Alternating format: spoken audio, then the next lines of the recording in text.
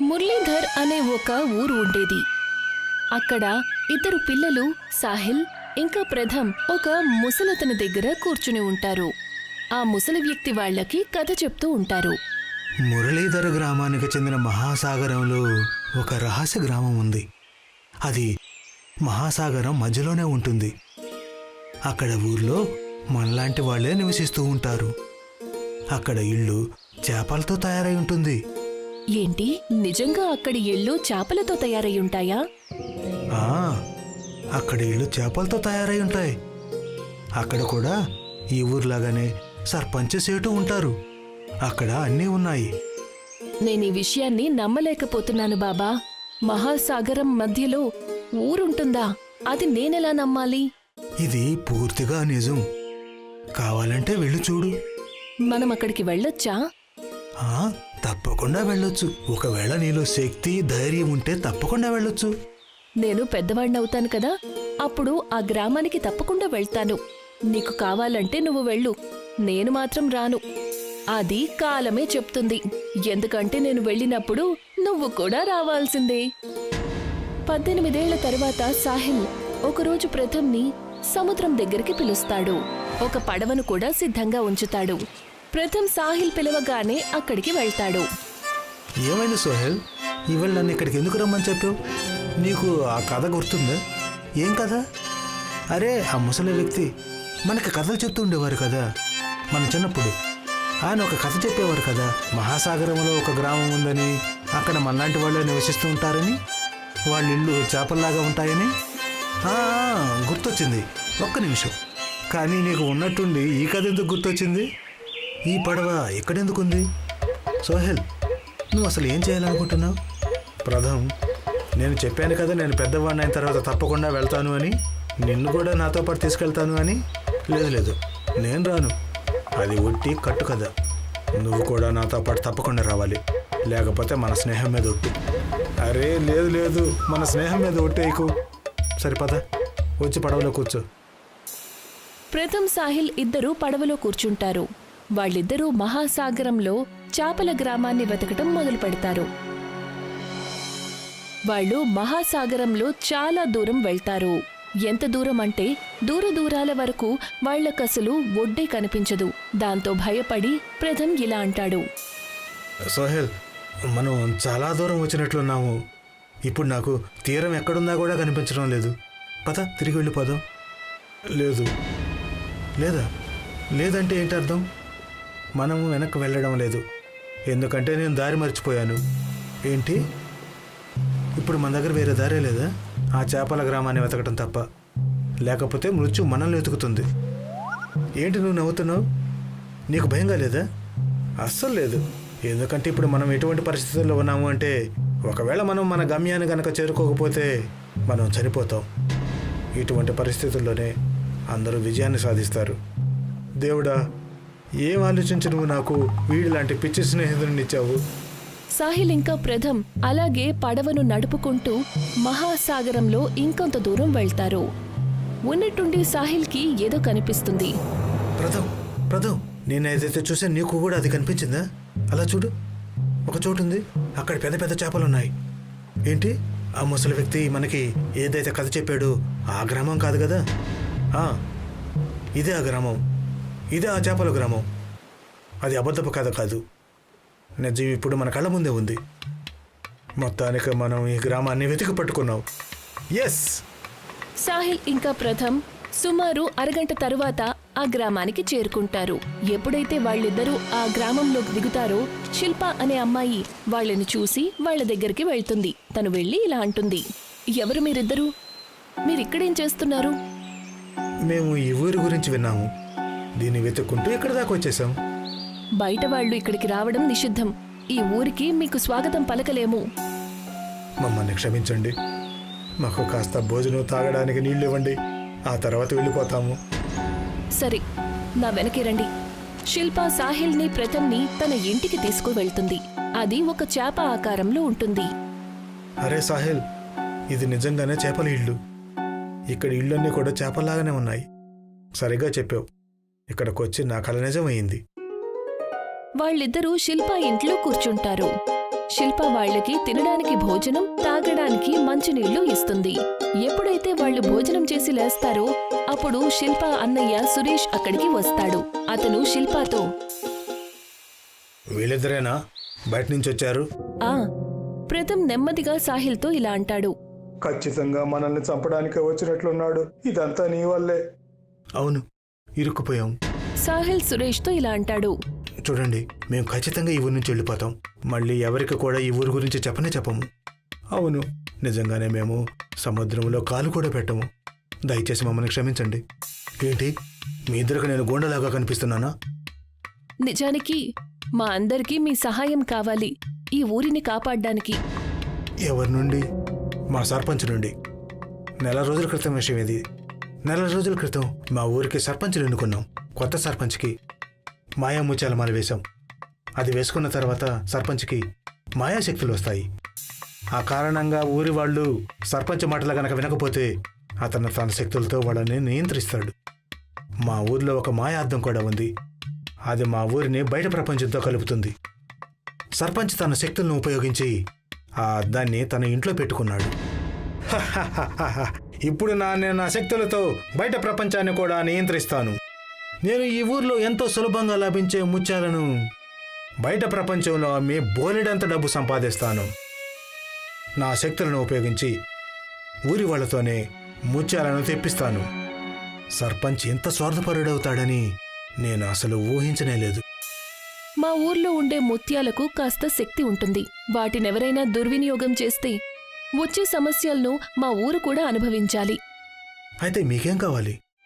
ఇందులో మేము మీకేం సాయం పడగలం? మీరు ఈ ఊరి వాళ్ళు కాదు కాబట్టి సర్పంచ శక్తుల ప్రభావం దీని మీద పడదు. ఓహో, అర్థమైంది, పూర్తిగా అర్థమైంది. బయట ప్రపంచాన్ని ఈ చేపల ఊరితో కనెక్ట్ చేసి ఆ మాయాద్దాన్ని మేమిద్దరం వెళ్ళి అతని ఇంట్లో నుంచి దొంగిలించాలి, అంతే కదా? అతను మళ్ళీ ఆ ముత్యాలమాల శక్తులను ఉపయోగించి అద్దాన్ని మళ్ళీ తీసుకుంటాడు. ముత్యాలమాలని అతని మెడలో నుంచి తీసివేయాలి. అవును, మేము అతను మంచివాడు అనుకున్నాం, కానీ అతడు స్వార్థపరుడు. ఏం పర్వాలేదు, మీరంతా మాకు వదిలేయండి. సురేష్ ఇంకా శిల్ప ఇద్దరూ సర్పంచ్ ఇంటి బయటికి చేరుకుంటారు. సర్పంచ్ని పిలుస్తారు. సర్పంచ్ గారు, సర్పంచ్ గారు. సర్పంచ్ ఎప్పుడైతే ఆ గొంతు వింటాడో అప్పుడు, ఎవరు ఇంత పొద్దున్నే నన్ను పిలుస్తున్నారు? వెళ్ళి చూస్తానుండు. సర్పంచ్ ఇంటి బయటికి వెళ్తాడు. ఓ, వచ్చింది మీరిద్దరేనా? ఏమైంది? ఇంత పొద్దున్నే మా ఇంటికొచ్చి పెద్దగా అరుస్తున్నారు? సర్పంచ్ గారు, ఊరికి చెందిన విలువైన ముత్యాలను బయట ప్రపంచానికి పంపించకండి. అది మన ఊరికి మంచిది కాదు. అవును, మన ఊరు ఆ విలువైన ముత్యాల కారణంగానే బయట ప్రపంచానికి తెలియకుండా ఉంది. ఇక్కడి నుంచి ముందు బయలుదేరండి, లేకపోతే మీ ఇద్దరికి ఎలా బుద్ధి చెబుతాను అంటే మీ ఇద్దరికి మతి కూడా పోతుంది. తెలుసు కదా, నా దగ్గర మాయా ముత్యాల మాల ఉంది. సర్పంచ్ గారు, ఇది తప్పు. సాహిల్ ఇంకా ప్రథమ్ దొంగచాటుగా సర్పంచ్ ఇంట్లోకి వెళ్తారు. సురేష్ ఇంకా శిల్ప అక్కడ సర్పంచ్ దృష్టిని మళ్లించే ప్రయత్నం చేస్తుంటారు. సర్పంచ్ తన చేతిని ముందుకు చాచుతాడు. సురేష్ ఇంకా శిల్పతో ఇలా అంటాడు. మీరిద్దరు ఇప్పటికిప్పుడే విగ్రహాల్లాగా మారిపోవాలి. సర్పంచ్ ఆ మాట అంటాడో లేదో ఇద్దరూ స్తంభాల్లాగా నిలబడిపోతారు. మరొక వైపు సాహిల్ ఇంకా ప్రథమ్ అద్దం కోసం వెతుకుతారు. అరే, సర్పంచ్ అద్దాన్ని ఎక్కడ దాచిపెట్టుంటాడు తెలియడం లేదు, కానీ మనం త్వరగా వెతకాలి, లేకపోతే మనల్ని కూడా విగ్రహాల్లాగా మార్చేస్తాడు. తన మాయాశక్తి మన మీద పనిచేయకపోవచ్చు. ఒకవేళ పనిచేసిందంటే, ఒకవేళ పనిచేయకపోతే? సాహిల్ ఇంకా ప్రథమ్ సర్పంచ్ ఇంట్లో గొడవ పడ్డం మొదలు పెడతారు. అంతలోనే సర్పంచ్ వాళ్ల మాటలు విని లోపలికి వెళ్తాడు. ఎవరు లోపల? బయటకు రండి, లేకపోతే బొమ్మలుగా మార్చేస్తాను. సాహిల్ సర్పంచ్ గదిలోకి పారిపోతాడు. ఎప్పుడైతే సర్పంచ్ లోపలికి వెళ్లి సాహిల్ని చూస్తాడో అప్పుడు తను, నువ్వు ఎవరు? నువ్వు ఖచ్చితంగా నువ్వు నా మాయా అద్దాన్ని దొంగిలించడానికే వచ్చి ఉంటావు. లేదు లేదు, అసలు అది కాదు. నేను నా స్నేహితుడు. నీ స్నేహితుడా? ఇక్కడ నువ్వు అక్కడే కదా ఉన్నావు? సర్పంచ్ ఎప్పుడైతే అటు ఇటు చూస్తాడో అప్పుడు తనకి సాహిల్ ఎక్కడ కనిపించడు. మోసగాడు నన్ను ఎక్కడికి ఒంటరిగా వదిలి పారిపోయాడు. నేను నిన్ను వదిలిపెట్టను. సిద్ధంగా ఉండు బొమ్మగా మారిపోవడానికి. ప్రథమ్ తన కళ్ళు మూసుకుంటాడు. ఆ తర్వాత సర్పంచ్ ప్రథమ్తో, ఓ నా శక్తి, చూపించు నీ చమత్కారాన్ని. ఇతన్ని బొమ్మగా మార్చేసేయి. అతని శక్తులు ప్రథమ్ మీద ప్రభావం చూపించలేదు. వెనక నుంచి సాహిల్ సైలెంట్గా వచ్చి సర్పంచ్ మెడలో నుంచి తన ముత్యాల మాలను లాగేసి తన మెడలో నుంచి తీసేస్తాడు. ఎప్పుడైతే తన మెడలో నుంచి మాలను తీస్తారో సురేష్ ఇంకా శిల్ప మామూలుగా మారిపోతారు.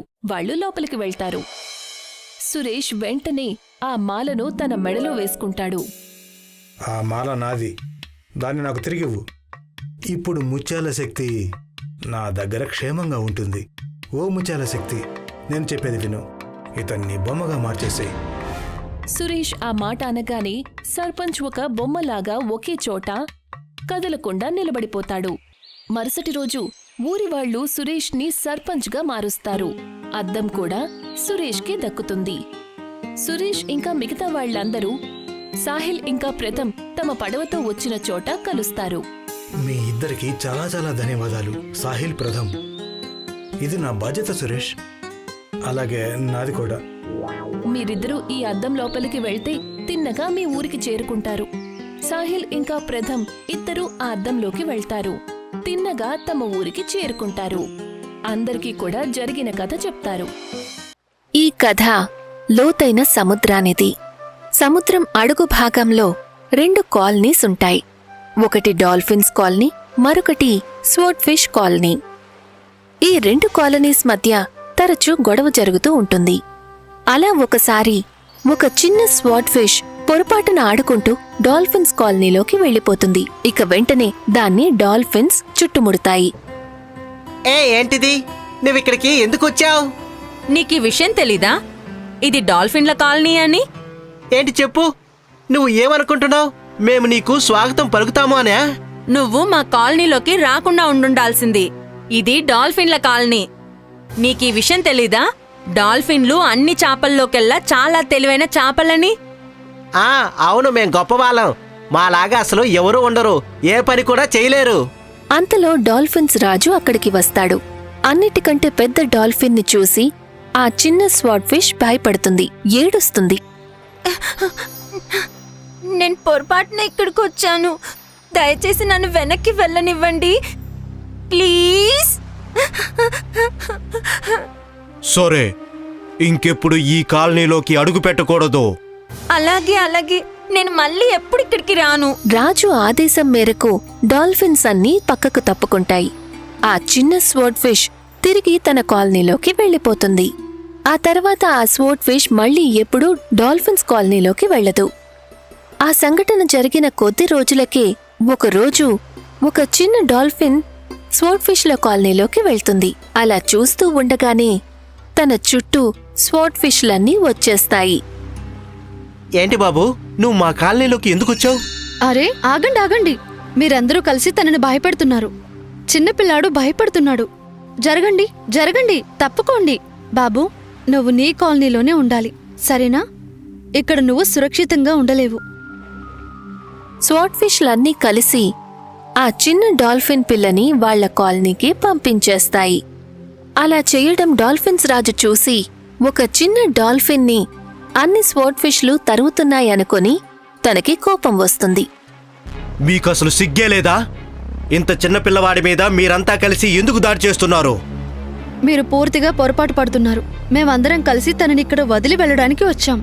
ఎందుకంటే పాపం తను దారి తప్పి మా కాలనీలోకి వచ్చేశాడు. అయితే ఏమైంది? తను ఒక డాల్ఫిన్. సముద్రంలో తను ఎక్కడికైనా వెళ్ళవచ్చు. అది తన హక్కు కూడా. మీలాంటి చిన్న చేపలకి ఎంత ధైర్యం తనకి దారి చూపించడానికి? మీరు మాట్లాడేది చాలా తప్పు. అంతలో స్వాట్ ఫిష్ నాయకుడు కాస్త ముందుకు వచ్చి, సరే, మీ పిల్లాన్ని మీకు సురక్షితంగా అప్పగించడం మా పని. ఇక అంతా మీరు చూసుకోండి. పదండి, ఇక వెళ్దాం, పదండి. స్వాట్ ఫిషెస్ అన్నీ తిరిగి వాటి కాలనీలోకి వెళ్లిపోతాయి. కొన్ని నెలల తరువాత ఆ సముద్రంలోకి కొన్ని వేల్స్ వస్తాయి. డాల్ఫిన్స్ రాజు వాటిని కలవడానికి వెళ్తుంది. మీరు మా అతిథులు. మీకు తెలుసు కదా, ఈ సముద్రంలో నేనే రాజ్యం ఏలుతున్నాను. ఎప్పుడైనా మా కాలనీకి వచ్చి వెళ్ళండి, మాకు అతిథులుగా. వేల్స్ మహారాజు ఆలోచిస్తుంది. ఈ డాల్ఫిన్స్ చాలా గొప్పవనుకుంటున్నట్లున్నాయి. మన ముందు అవి ఎంత చెప్పండి? వీళ్ళకి బుద్ధి చెప్పడానికి ఇదే సరైన అవకాశం. మేమందరము రేపు మీ కాలనీకి తప్పక వస్తాము. మరుసటి రోజు డాల్ఫిన్స్ వేల్ రాక కోసం ఎదురు చూస్తుంటాయి. వేల్స్ అక్కడికి వచ్చినప్పుడు స్వాట్ ఫిష్ కి ప్రమాదం గురించి తెలుస్తుంది. ఖచ్చితంగా ఏదో ప్రమాదం జరుగుతుంది. ఈ ప్రమాదాన్ని ఖచ్చితంగా డాల్ఫిన్ దగ్గరుండే పిలిపించుంటుంది. కానీ మనం వాళ్ళకి సహాయం చేయాల్సిందే. ఏది ఏమైనా మనం ఇరుగు పొరుగు వాళ్ళం కదా. పొగరుపోతు డాల్ఫిన్లకి నేను సహాయం చేయాలనుకోవడం లేదు. లేదు, ఇది చాలా తప్పు. డాల్ఫిన్ పొగురుబోతువే అయ్యుండొచ్చు, కానీ మనం పక్కపక్కనే ఉంటున్నాం కదా. చుట్టుపక్కల వాళ్ళను కాపాడడం మన బాధ్యతే అవుతుంది. ఇక్కడ వేల్స్ గ్రూప్ అంతా డాల్ఫిన్స్ కాలనీకి చేరుకుంటాయి. రండి రండి, మేము మీకోసమే ఎదురు చూస్తున్నాం. కానీ మీకు మా కాలనీ నచ్చుతుందని మేము మనస్ఫూర్తిగా ఆశిస్తున్నాం. అది కాకుండా ఈ సముద్రాన్నంతటినీ నేనే ఏలుతున్నాను. హహహహ. నిన్ను నువ్వు ఈ సముద్రానికి మహారాజు అనుకుంటున్నావా? హహహహ. నువ్వు మా ముందు చాలా చిన్నదిగా ఉన్నావు. ఈ సముద్రాన్ని నువ్వు ఏలుతున్నావని అసలు నువ్వు ఎలా అనుకోగలవు?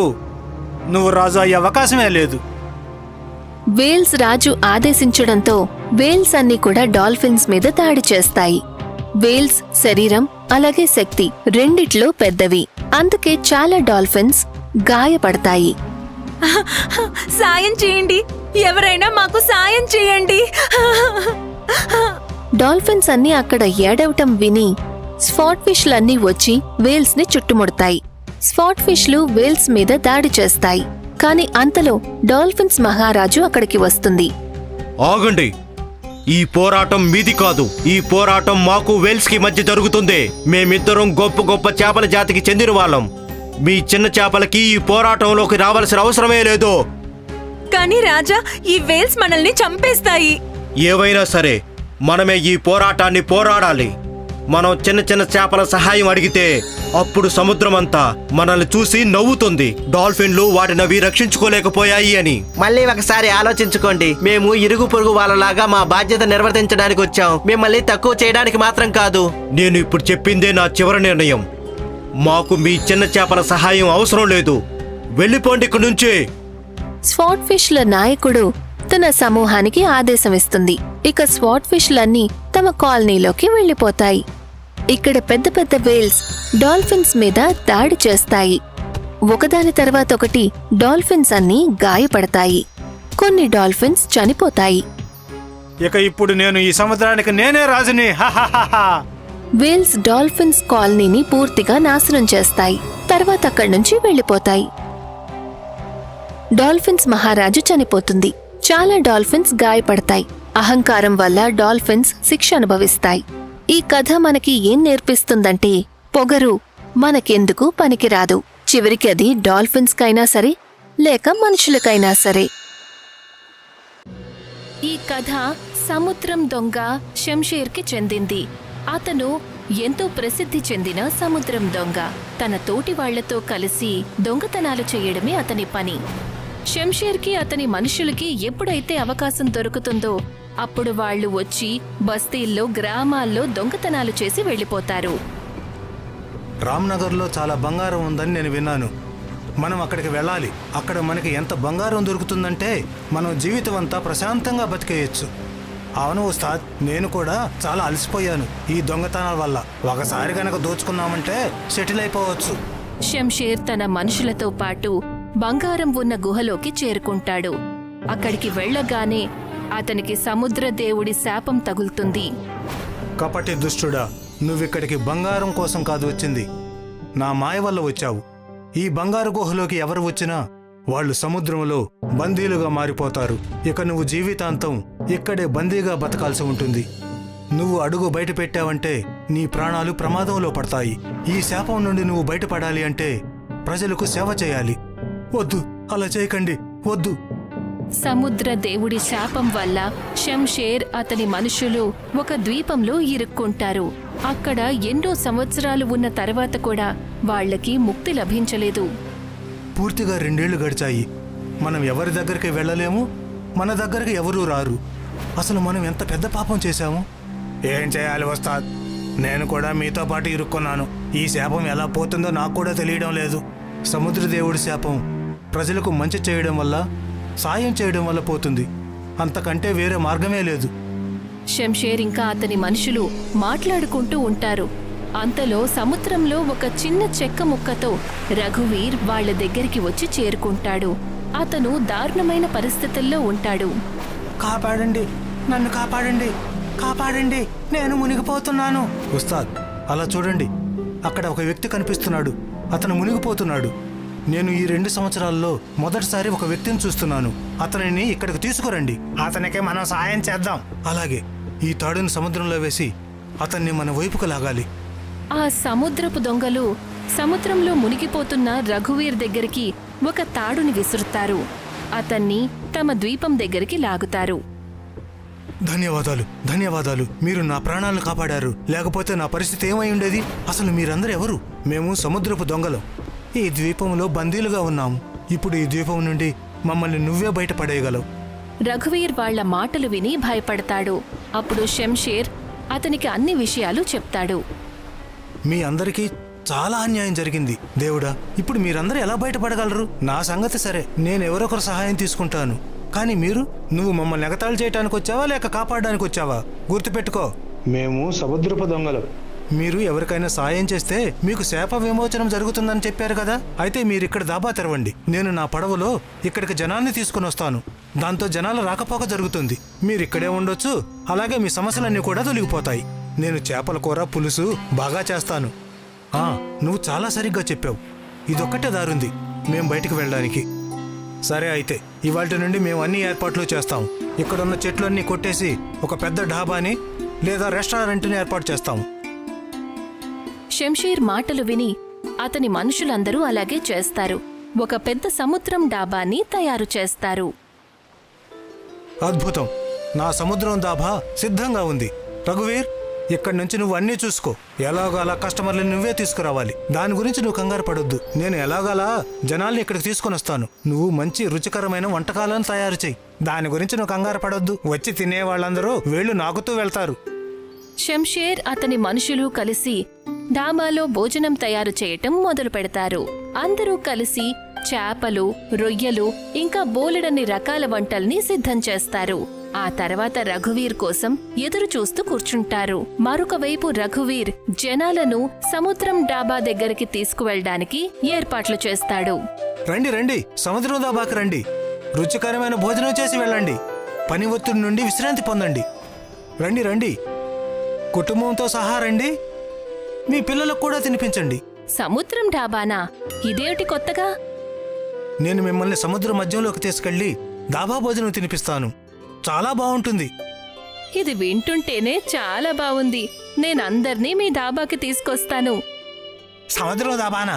నేను కూడా మీతో వస్తాను. త్వరగా రండి. అందరూ సముద్రం ఒడ్డున నా పడవలోకి ఎక్కండి. నేను మీ అందరినీ సముద్రం దాబాకి తీసుకెళ్తాను. రఘువీర్ అందర్నీ సముద్రం పడవలో కూర్చోపెట్టుకొని సముద్రం డాబా దగ్గరికి తీసుకువెళ్తాడు. అక్కడికి వెళ్లి చూసేసరికి షంషేర్ ఇంకా అతని మనుషులు మంచి మంచి వంటకాలు చేసి సిద్ధంగా ఉంటారు. షంషేర్ వాళ్ళందర్నీ కూడా చూసి చాలా సంతోషిస్తాడు.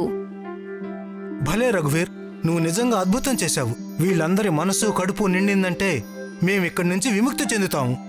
ఆ తర్వాత మనం దొంగలం కాకూడదు. దాబాను పెట్టుకుని మన జీవితాన్ని అల్లబుచ్చుకోవచ్చు. సరిగ్గా చెప్పావు. ఎవరికి దొంగతనం చేయాలనిపిస్తుంది? పరిస్థితుల వల్ల అలా అయిపోతుంది. సరే, పదండి వెళదాం. షంషేర్ ఇంకా అతని మనుషులు అందరికీ భోజనం పెడతారు. అందరూ ఎంతో ఇష్టంగా భోజనం చేస్తారు.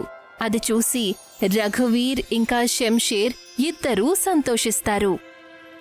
నేను నిన్ను ఇక్కడి నుంచి తీసుకుని వెళ్తాను. మనం ఈ పని చేస్తూనే ఉందాం. మనం ఈ పని ఎప్పటి వరకు చేయాలంటే సముద్రదేవుడు ప్రత్యక్షమయ్యేంత వరకు. ఆయన తప్పకుండా మన మొర వింటాడు. రఘువీర్ పట్నం నుంచి అందరినీ సముద్రం డాబాకి తీసుకువెళ్తాడు.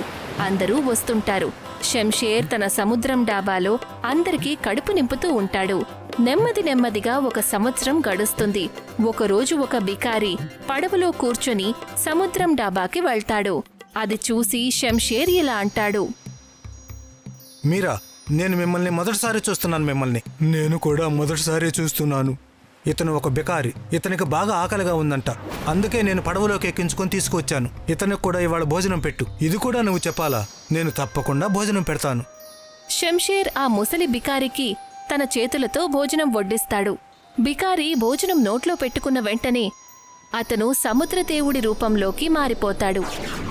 ఆ తర్వాత ఇలా అంటాడు. నేను నీ శ్రమ సేవాభావానికి ప్రసన్నుడునయ్యాను. నువ్విప్పుడు పైకి మాత్రమే కాదు, మనసులో కూడా పూర్తిగా మారిపోయావు. నేను ప్రసన్నుడునయ్యాను. అందుకే నిన్ను నీ స్నేహితులను ఇక్కడి నుండి విడుదల చేస్తున్నాను. నాకిప్పుడు బాగా బుద్ధొచ్చింది. ఇక మీదట నేను ఈ సముద్ర ధాబాన్ని నడుపుతూ ఉంటాను. అందరికీ కడుపు నిండా భోజనం పెడతాను. నేను మీకు ఒక వరాన్ని ఇస్తున్నాను. నువ్వు నీ స్నేహితులు ఈ దాబాలో ఏవైతే వంటలు చేస్తారో అవి ఎప్పటికీ ఖాళీ అవ్వవు. జీవితాంతం నువ్వు అందరి కడుపు నింపొచ్చు. తథాస్తు. ఆ మాట చెప్పి సముద్రం దేవుడు మాయమైపోతాడు. అది విన్న తర్వాత షంషేర్ ఇంకా రఘువీర్ తమ సముద్రం డాబాని అలాగే నడుపుతూ ఉంటారు. చూస్తూ చూస్తూ నగరంలో ఉన్న ప్రజలందరూ కూడా సముద్రం డాబాని ఇష్టపడ్డం మొదలు పెడతారు. అందరూ సంతోషంగా అక్కడికి వెళ్ళొస్తూ ఉంటారు. ఇప్పుడు షంషేర్ ఇంకా అతని స్నేహితులు శాపం నుండి విముక్తి పొంది పట్నంలో గ్రామంలో తిరగటం మొదలు పెడతారు. అందరూ సంతోషంగా జీవిస్తారు.